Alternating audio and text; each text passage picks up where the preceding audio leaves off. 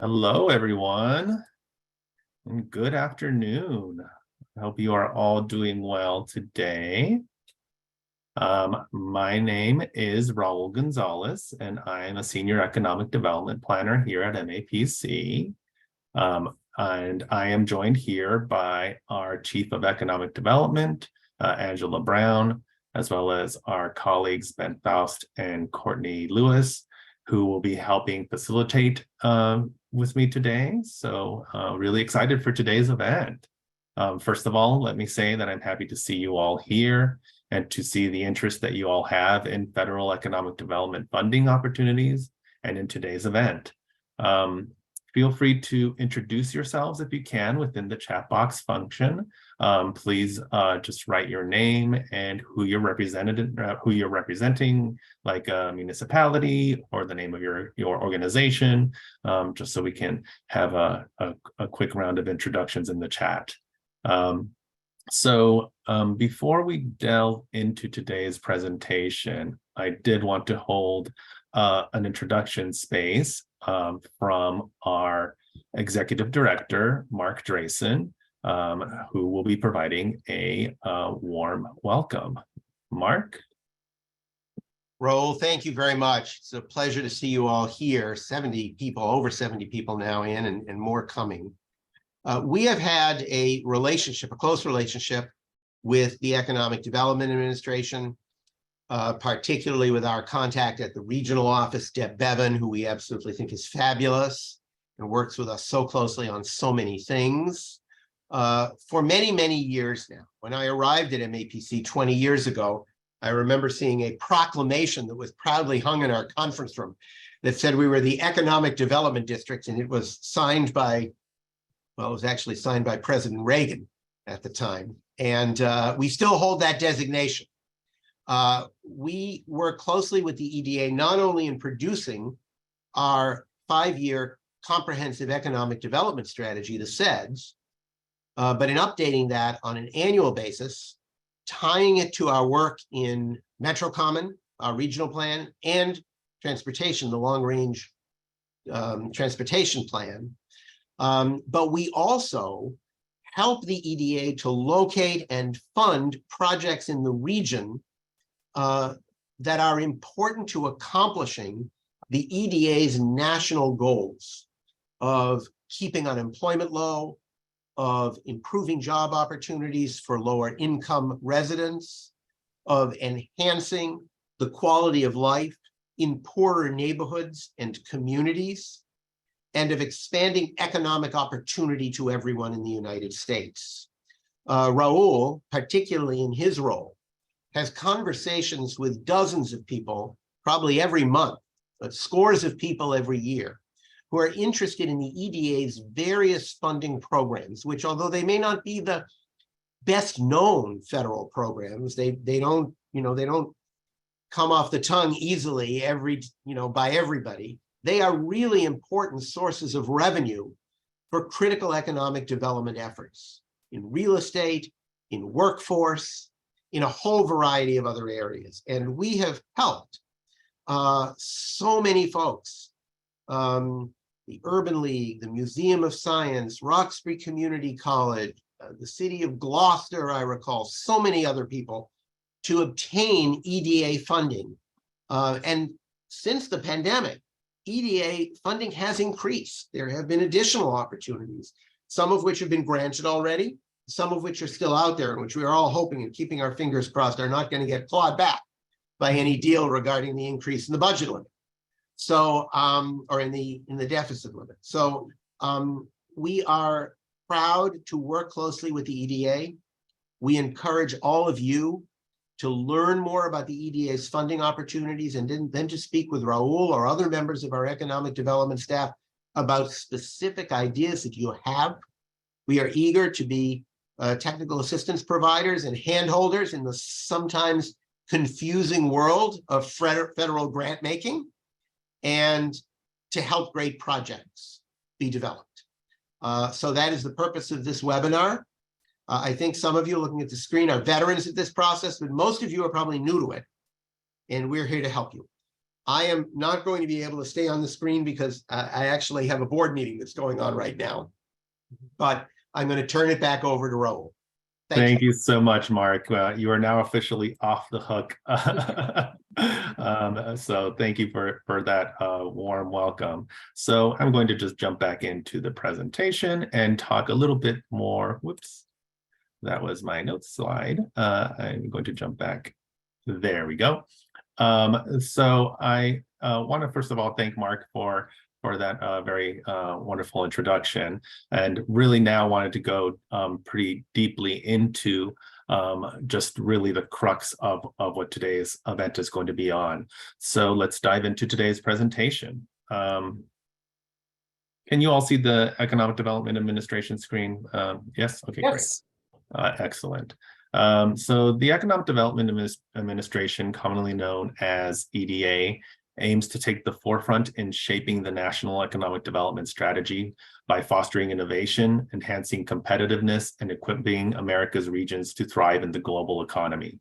Distinguished as the sole federal agency that's dedicated to economic development, solely dedicated to economic development, EDA spearheads cooperative efforts focused on regional economic development, resulting in generation of employment opportunities.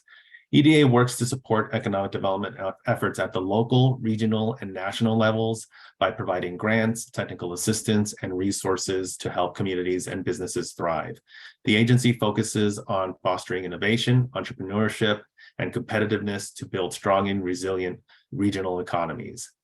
So please also be aware that this webinar is not an official event organized by EDA. Instead, it is being conducted by the Metropolitan Area Planning Council, which is an economic development district designated by the federal government.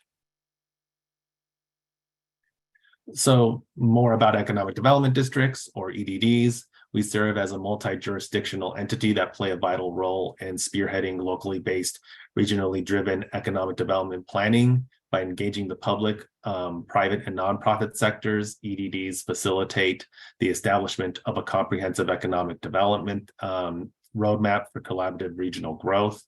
So the MAPC Economic Development District encompasses the MAPC region, which is 101 cities and towns in the greater Boston area, with a population of over 3 million and a staggering 2 million jobs. This district really holds significant economic development potential. And so as a designated economic development district, we take the lead in orchestrating regionally driven economic development planning processes. Through our technical assistance, we foster the active involvement of the public, private, and nonprofit sectors. Additionally, we develop a comprehensive economic development strategy, or SEDS, pictured here, a strategic plan that promotes regional collaboration while aligning with MAPC's values of smart growth, equity, and collaboration. Furthermore, we offer technical assistance to applicants who align with our SEDS, and as well as EDA's investment priorities, which I'll be talking about in a little more detail later on. And just to keep in mind, MAPC is the economic development district for the 101 cities and towns in our region. However, other regions may have economic development districts. Feel free to reach out to me if you'd like to be connected to your economic development district or regional planning agency for your geography. So I'm going to start off with 2 grant programs that are offered by EDA on a rolling basis and have been continuously a part of EDA for quite some time. They're called the Public Works, or PW grant, as well as the Economic Adjustment Assistance, or EAA grant. The Public Works program focuses on funding the construction of public infrastructure and facilities with the aim of creating or retaining high-quality jobs. This program helps distressed communities revitalize, expand, and upgrade their physical infrastructure. This program enables communities to attract new industry, encourage business expansion, diversify local economies, and generate or retain long-term private sector jobs and investment through the acquisition or development of land and infrastructure improvements needed for successful establishment or even expansion of industrial or commercial spaces. Examples of eligible projects include industrial parks, business incubators, technology-based facilities, broadband networks, research and development facilities, and workforce training facilities. That's quite a lot of really cool stuff. On the other hand, EAA grants are more flexible. They can actually cover everything that I just mentioned within the public works grants, but they can fund both planning and construction grants, market and environmental studies, research projects, and capitalize or recapitalize revolving loan funds to provide capital to small businesses. These programs aim to help communities develop and implement specific solutions that leverage their existing regional advantages to support job creation and economic development. The goal is to create a favorable business environment and attract private investment, ultimately leading to the creation and retention of higher skill, higher wage jobs in affected regions. Both grants, as I mentioned, also have a rolling deadline.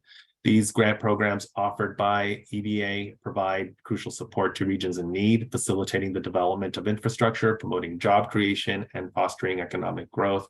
And I am here to assist you in your potential project application. So please know that that is absolutely a role that we play.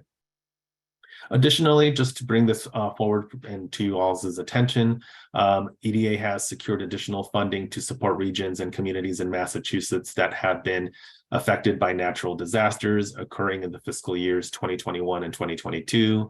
The awards granted to this funding opportunities are intended to address economic challenges in areas where a major disaster had been declared by the president. These disasters are specifically related to the severe winter storm and are separate, that happened during those years, and are separate from any of COVID-related incidents. So please keep that in mind. It's actually under FEMA declaration number 4651. So you can use that to confirm relative to what the disaster declaration was and the geography that you're located in. The funding will aid communities in formulating and implementing long-term strategies for economic recovery through a combination of construction and non-construction projects. It's very similar to the EAA program. It covers that many different types of projects that exist.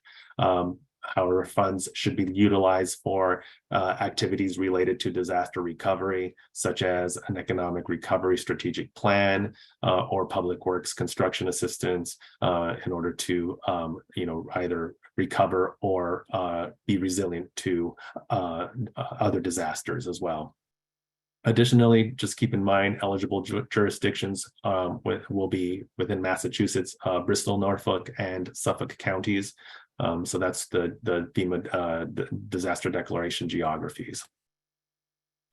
Another program, which is really exciting, it came out recently, is the Regional Technology and Innovation Hubs, or Tech Hubs, which aims to boost regional technology and innovation in the U.S.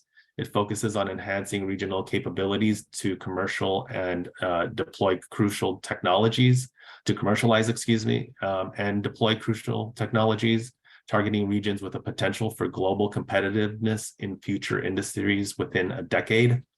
So the Tech Hubs requires applicants be submitted through a consortia. Consortia must include one of the following: an institution of higher education, one government entity, at least one industry group at least, or firm in a relevant sector, one economic development organization, and at least one labor organization or workforce training organization. The program has two phases. Phase one includes strategy development grants and designation of regions as tech hubs. Strategy development grants help consortiums prepare for future competitions, while designation indicates a region's readiness for investment as a globally competitive technology hub. Phase two funding will allow tech hubs to compete for funding for implementation projects. So, like I mentioned, the program focuses on consortia. It'll be within metropolitan statistical areas or similar regions with concentrated assets. 10 key technology areas have been identified: artificial intelligence, machine learning, high-performance computing, quantum information science, robotics, advanced communications technology, biotechnology, data storage, advanced energy technologies, and advanced material science, or a combination thereof. The program aims to rapidly scale up and commercialize products and services in these areas. differentiating itself from other challenges with its geographical concentration and 10-year time frame for global competitiveness. Equity and diversity are also highly valued, with a focus on engaging underserved communities and ensuring equitable sharing of tech hub benefits. And I'll be more than happy to talk about that in more detail during our breakout session. And as always, to be aware of deadlines where they exist. The deadline for phase 1 applications is 11:59 p.m. Eastern Daylight Time on August 15th. EDA is also conducting the STEM Talent Challenge, which aims to enhance regional innovation economies by developing a STEM talent training systems. In fiscal year 2023, the challenge will distribute a total of $4 million in grants to organizations that are implementing strategies for STEM talent development. Projects that should focus on identifying opportunities in high growth sectors, expanding and empowering the workforce in the innovation economy. Key objectives include engaging entrepreneurs and organizations in assisting talent needs, providing advanced skill trainings and professional development, fostering collaboration between stakeholders, and facilitating the placement of STEM talent and job openings within regional employers. Applicants for the competition can request up to $500,000 for a 24-month program implementation and are required to provide a dollar-to-dollar funding match. And the deadline for this is June 12th, which is coming up very soon. Just talking about eligibility criteria for EDA assistance. Eligible recipients include the following: district organizations within or economic development districts, indigenous tribes, state and local governments or political subdivisions, including special purpose units engaged in economic or infrastructure development activities. This can be a regional water or sewer district, airport commissions, economic development commissions, as well as institutions of higher education, colleges, universities, voc tech, public or private nonprofit organizations or associations. However, it is important to note that a nonprofit organization must collaborate with officials from a general purpose unit of local government, for example, a city, that have jurisdiction over the project area. Individuals and for-profit businesses are not eligible for this type of assistance. I have to reiterate this. They are not eligible for EDA assistance. However, we'd love to have public-private partnerships throughout this process. Eligibility for funding is based on economic distress indicators such as high unemployment, low income, or sudden economic dislocation or threats. Through its competitive grant process, EDA evaluates all project applicants to determine the extent to which they effectively address the creation or retention of high-quality jobs, and document that the applicant can leverage other resources, both public and private. Additionally, grant programs require adherence to EDA's investment priorities, ensuring that they are funded, that the funded projects align with the agency's objectives. And the project investment priorities are recovery and resilience, projects that focus on economic development planning or implementation efforts that promote long-term recovery and build economic resilience in communities affected by economic shocks, such as the decline of an industry or natural disasters. The aim is to support economic diversification and enhance resilience to future challenges. Workforce development, projects centered around economic development planning or implementation that directly support workforce education and skills training align with the needs of the business community. The goal is to create well-paying quality jobs and bridge the skills gap in the labor market.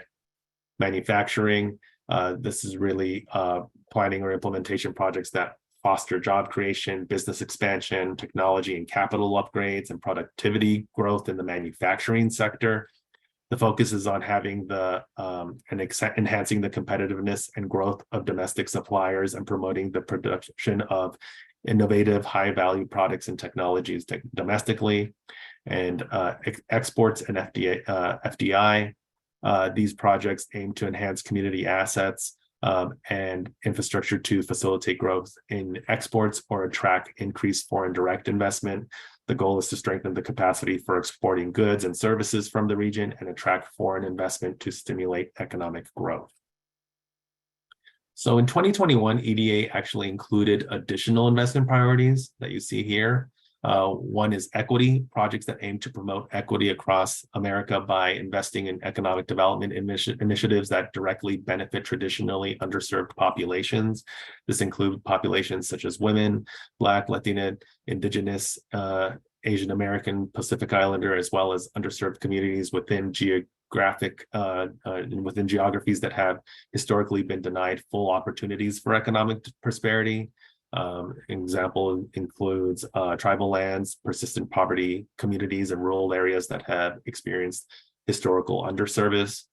Additionally, technology-based economic development has been added. These projects focus on economic development planning or implementation efforts that foster regional knowledge ecosystems, supporting entrepreneurs and startups. The goal is to facilitate the commercialization of new technologies and drive the growth of technology-driven businesses, leading to the creation of high-skilled, well-paying jobs in emerging industries. And lastly, environmental sustainable development. These projects prioritize initiatives that address the climate crisis. This includes the development and implementation of green products, green processes, including green infrastructure, and green buildings. The aim of this is to promote environmentally sustainable practices and contribute to the mitigation of climate change impacts while fostering economic growth.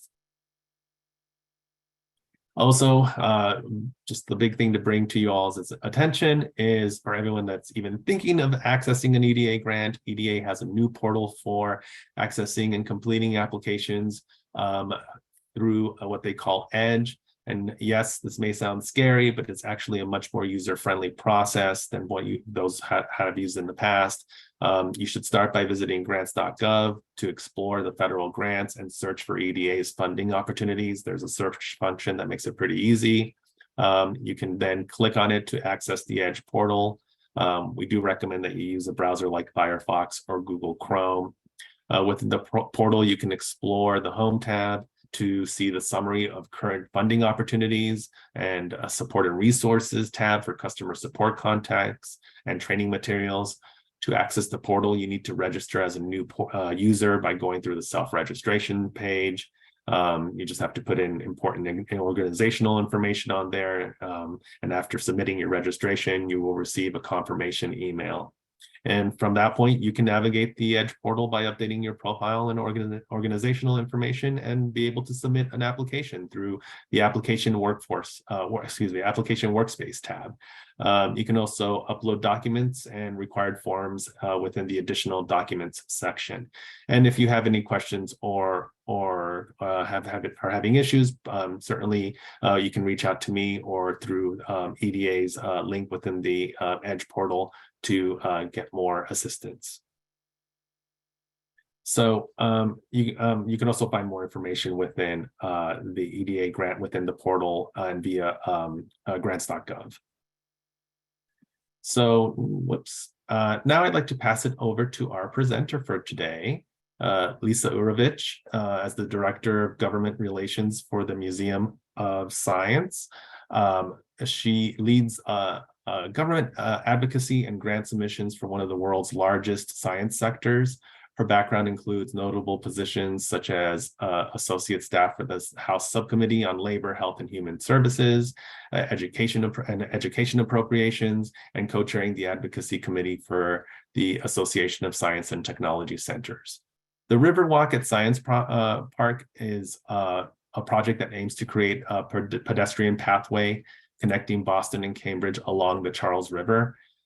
This pathway will provide a safe route for walking, running, and biking, and is expected to be completed by 2030. Its goals include enhancing recreational opportunities, attracting employers and employees, and increasing access to inclusive STEM education through programming by the museum's educators.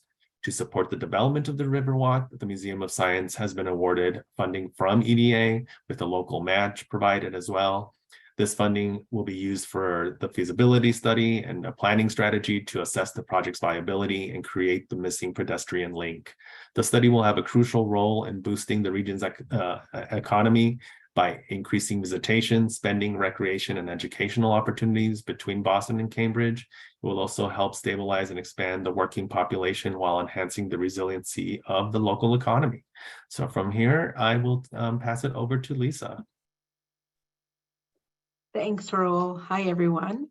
My name's Lisa Urovitch. I am the Director of Government Relations for the Museum of Science. In addition to what you think of as government relations, my department at the museum deals with all of the government grants for the Museum of Science. So we handle all of our federal and state and local government grants. Doing some research about this specific project and what was available and coming up in terms of funding led the Museum of Science to find a couple of grant opportunities through the Economic Development and Administration, which then led us to Raul and to MAPC. And really, I think the most helpful thing I can tell you through this webinar, and I'm happy to answer any questions, is that MAPC is a really helpful resource. The staff at the organization knows these grants inside and out. They know who can qualify, who can't. They know how to help you apply. They can't apply for you, obviously, but they can give you helpful advice, tell you to focus on certain things versus other things, and kind of direct you in the right direction to help you think through things very clearly and help prepare your application in a helpful way. The Museum of Science, we would not have gotten funding if we had not partnered with MAPC on our application, for 100% for sure. I can just tell you that. It really was something where we needed some guidance. In all the years that the Museum of Science has been doing federal funding, which my records go back to late 1970s, but I'm sure it was earlier than that, we had not ever applied for an EDA grant. So this was new territory for us. And for all of you on the webinar, it's a different type of application. It may not be for all of the towns and cities out there. You all may have applied for an EDA grant before. This type of application may not be something strange that my town was represented. Hi, Beth Reynolds from the town of Ashland. It's nice to see you. Say hi to Michael. But for us, it was this brand new application where we just had not, there are intricacies in the EDA application that are not in other grant applications. So for us, we regularly apply to the National Science Foundation or to NASA or to the Institute of Museum and Library Services. We know those applications. They're familiar to us. They don't scare us. We know what they're looking for, but EDA, it was very different. So to have MAPC kind of talk to us about the application and the process and answer any questions we had, or to help us find the answers if we couldn't find them to our questions, was invaluable. I'm convinced that's why we got the grant. Our grant was for was through the ARPA funding during COVID, but it was an economic adjustment assistance grant, sorry, an EAA grant. And Raul definitely described the project correctly. And again, I'm happy to answer any questions for you. We're at the extremely early stages of this project that probably will take 10 to 15 years to complete. So, but we couldn't get started on this project or even think through it clearly unless we did this feasibility study. In the end, what we will produce for the EDA by this December is a timeline. The feasibility study will include a timeline that will show when we need to do each step of this project and with who our partners should be. It will also cost out each phase of the project and give us due diligence on what permits we need to pull and things like that. And then we also will have a rendering of the project, which we've never had a correct rendering in 30 years before of this potential project. So we're doing a visioning session in June with our community, 20+ community partners, and probably 20 different city and state officials represented at the visioning session too, and all of that will about the project.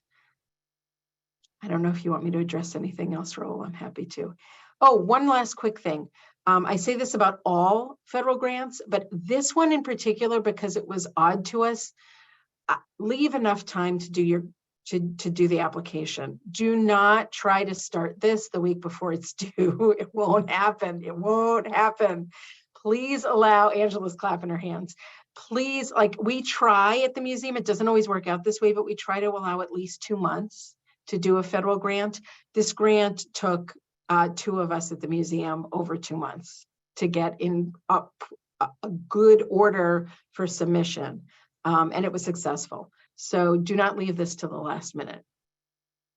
Thank you so much, Lisa. I appreciate you providing your insights to this as someone who has received an EDA grant. So now we can totally shift to the question and answer session. So Lisa, you're more than happy to hang around. We'll probably conclude this at the 10-minute mark. We can definitely start off with any of the written questions that are on the chat. However, if you'd like to add something, feel free to put it within the chat function or raise your hand. So Raul, we had one question from Josh and said, can you clarify if STEM education focused nonprofits would be eligible? Yes, they would absolutely be eligible. There's a couple of nuances for the STEM challenge, STEM talent challenge that Lisa and a couple of others had gone into. It is focused on those within higher ed or workforce based, not necessarily K-12, even though it's still super important. I think it's essentially the foundation of STEM. And that was one thing that we had identified, but it is open to nonprofits. And again, I'm more than happy to chat with you all on that in more detail if you have any specific questions. So I see a bunch of questions starting to stream in. Let's rattle them off.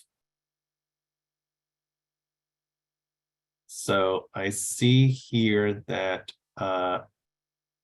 is MAPC convening any collaboratives to pursue Tech Hub funding? The NOFO, which was released a little over a week ago, has shown a lot of interest from throughout the country. And we've been in conversation with numerous individuals and organizations that have shown interest in tech hubs. I've also created a summary and just a brief identification of who could possibly be within a consortia, a checklist, if you will, relative to that. What I'd like to hold within the next few weeks is just a session space for us to discuss the tech hubs as a potential consortia. I'll talk about this more in the breakout room if you'd like to talk about this, but one thing that I want to make sure is that we are trying to keep as aligned of an ecosystem as possible. So, I want to make sure that the matchmaking that's done is done correctly, so if you're both doing working in the same industry and want to be a part of this process, it works to your benefit to both as different organizations be involved. Let's see the next question. That's a great question. Can matching funds be in kind or must they be cash? If it is a construction project, it must be cash towards the total project. If it is a non-construction project, in kind and cash can both be used. In kind can include the usage of space, time, hours, and any other type of eligible in-kind match from an entity that is not the federal government. That also includes cash as well. It cannot be you cannot match EDA funding with another federal resource. It should be local, state, regional, from a private funder or what have you, but it cannot be from a federal entity for matching. How are municipal infrastructure projects eligible for EDA grants? That's a very good question to ask, because really what we need to focus on are how EDA identifies its project investment criteria. How connected is your municipal infrastructure project to the economic development benefit for your geography.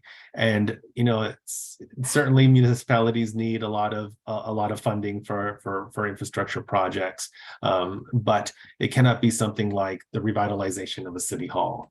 I'm sure City Hall is great and needs something for the creation of that space, but the economic development benefits are weaker than doing something where essentially you're reformatting a space to create a workforce center or anything of that nature. A good infrastructure project that had a municipal focus, I would definitely point you towards, if you can reach out to me, Sherry, is the city of Chelsea for the New England Produce Center, of which they created a project through EDA on revitalizing particularly road infrastructure, connecting the produce center, which is one of the largest employers in that part of in the city for sure, but with that part of the state as well.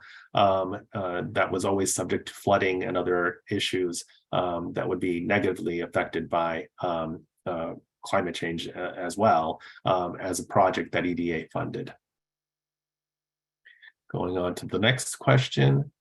Can EDA grants be combined with other federal grants in the context of a multi-use public building project? It cannot be used as a match. Just keep that in mind. And EDA tends to want to be the final peg in the total process.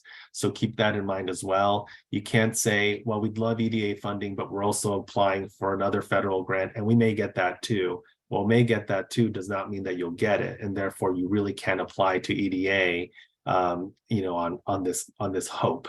So it's also really important to say, well, we got funding from NIH, NIST, what have you, to create this space. We'd like to expand it, particularly for workforce development efforts.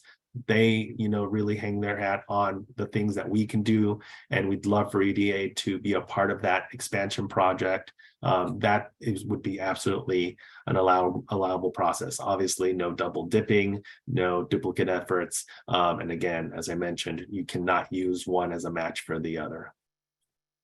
Is the recording available after the session? It sure is. It will be up on YouTube and on MAPC's economic development page. Oh, and Ben answered that. How gracious of you, Ben. Would a town sewer project be, say that again? Nope, just, yeah, you're on it. Okay. Would a town sewer project for a business district be eligible? Yes, yes, yes, yes. Particularly under the Public Works Grant, the Economic Adjustment Assistance Grant. And if you're located within these geographies that I mentioned earlier, Bristol, Norfolk, and Suffolk County, you would be eligible for disaster funding too. And that's not as competitive as these other two grants. So I would say, please reach out to me if you're within those geographies. If not, there's still opportunity as well.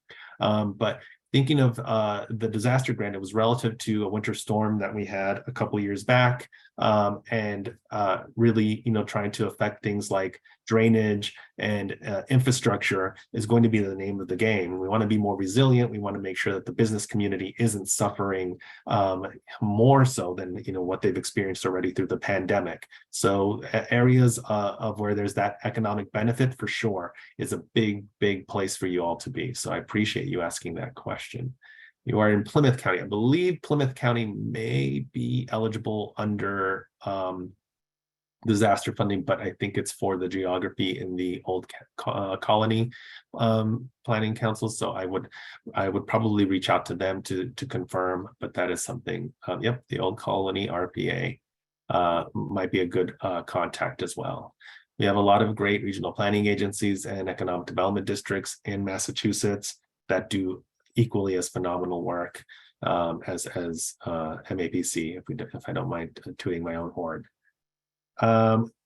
So I think as we get to the conclusion of these questions, there's two more. A couple more, Raul. So would regional and agricultural development and support be considered a green initiative? It really depends. I mean, I think that's a bit of a nuance there. I think, in a general sense, it probably would not be.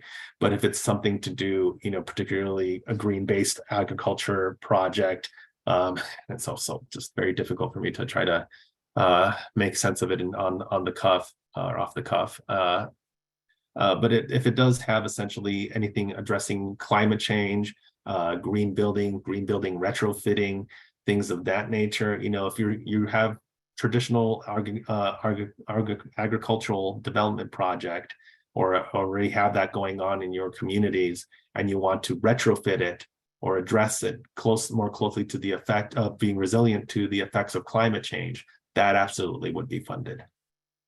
The next question. Regarding infrastructure projects, can you discuss the federal assistance with wastewater systems for a town with no sewers in the range of 100,000 gallons per day? So that's certainly an issue that we see pretty often. There have been funding from EDA to communities for wastewater systems for sure, but it must be from the nexus of economic development, business development, things of that nature. You cannot just align it to something like, oh, it's going to help our community, it's going to help all these residents. Yes, that's understandable, but the way that EDA operates is purely from the economic development perspective. Could I chime in there, Raul? Sure.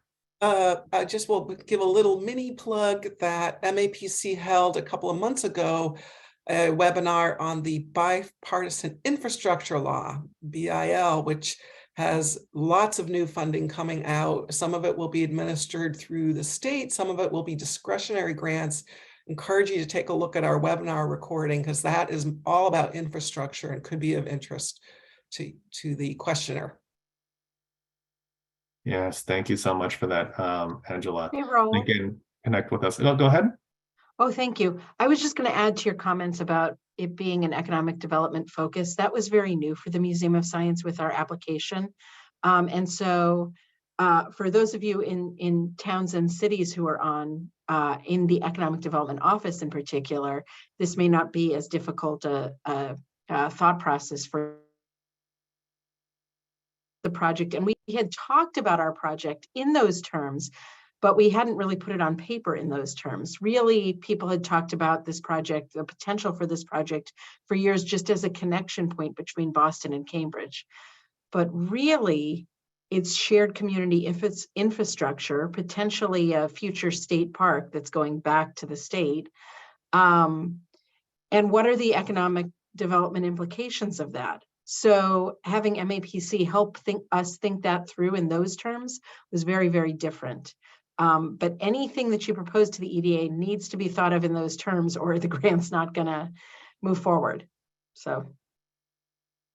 Thank you so much for that, Lisa. And I do know that we have a couple more questions here in the list, but I did want to make sure that we had enough time for our breakout sessions. We're going to now break out into 3 groups. One will be led by myself. That will be the Tech Hubs and 10 Talents Grant. That discussion group is really going to be focused on those 2 funding opportunities. So just keep that in mind. The other 2 groups, the first one will be the Public Works Grant, which will be facilitated by Ben here and Courtney Lewis. These are going to be focusing again on grants that pertain to the design and construction of facilities. And that's, for you all to decipher. I think, there's quite a bit that we saw in the chats as well, such as sewer, industrial parks, business incubators, stuff like that, broadband networks. So that's going to be the first, that's going to be group 1. Group 2 will be the Economic Adjustment Assistance Grant. Angela Brown will facilitate that. This discussion group is tailored for those who are interested in non-construction grants related to strategic planning, economic development planning, technical assistance, revolving loan funds, as well as studies and research projects that facilitate economic development and the creation of employment opportunities. So we will regroup with 5 minutes from the half-hour mark.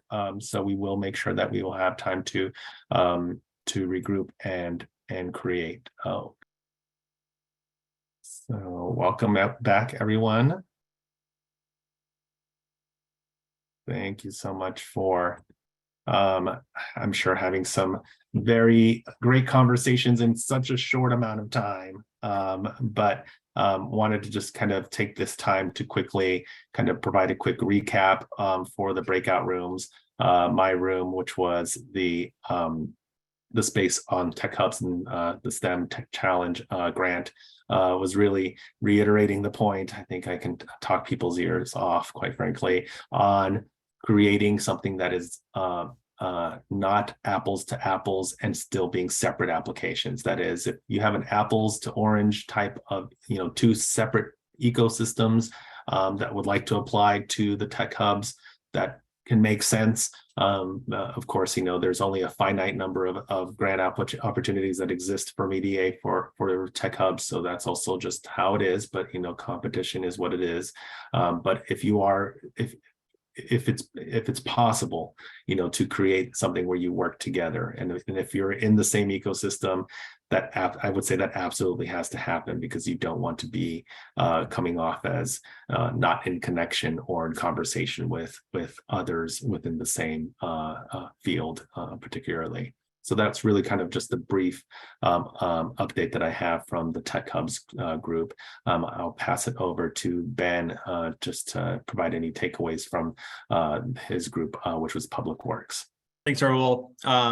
The early part of our conversation was around how to layer local, state, and federal grants over each other. And there's the DHCD One Stop being due in early June, how to leverage the most bang for your buck in regards to different funding sources. And then the second question was around just, what do you suggest applicants do? Are there ways to make applications pop? What are some of the major selling points that we want to see that would help applicants rise to the top of the pile? Thank you so much, Ben. Appreciate that. And I'll pass it over to Angela to provide an update from her group. Thank you, Raul. Thanks, Ben. I was with the group of folks who were interested learning about the Economic Adjustment Act funding category. There were quite a few of us there, 16 or so people gathered, and a couple of folks I noticed were interested in incubators. So that was very interesting. And then other themes were around the small business financing and technical assistance kinds of strategies. So we had a couple of respondents who talked about that. One takeaway was to really try to explore a little bit more, even if you think you might not be eligible because you receive other federal funding, or would that provoke a question? And one of our colleagues in the group shared out, oh, it's okay, you can be SBA funded and also really consider and successfully win an EDA grant. So that was very helpful news. Thank you so much to the group. And there were some other questions about infrastructure. We ran short on time. And speaking of running short on time, I'm going to pass it over to Angela to say our goodbyes and thank yous. And I'd like to thank everybody for being here. But Angela, a few words. Thank you again, everybody. We had something, I think, about 100 plus attendees at today's webinar. We really appreciate your time. One key takeaway, I think I just alluded to it, want to leave you with is it's absolutely, we are here to help you consider and really explore these funding opportunities. It's worth it to take the time and find out, could my project be a good fit for the EDA's a variety of different funding programs that now exist, some of them ongoing and a couple of them new. So we really appreciate your taking this time to learn about the Economic Development Administration's funding, the various funding categories. We're here to help and really appreciate your taking this time. Please reach out to any of us, and particularly Raul Gonzalez. I want to say a big thank you for putting together this amazing, very helpful webinar for everyone today. Thanks. And the process really would be to reach out to any of us on email, but certainly reach out to Raul Gonzalez. He does offer one-on-one appointments where you can get specific feedback on your concept early stage and get that helpful roadmap that Lisa was speaking of earlier. Thank you so much. Thank you so much, everybody. We appreciate you all joining us today, and we look forward to hearing from you all soon. And please, as everyone has mentioned, our door is open. So please, please, please reach out to us if you have any additional questions or any project ideas. Thank you. Bye, everybody.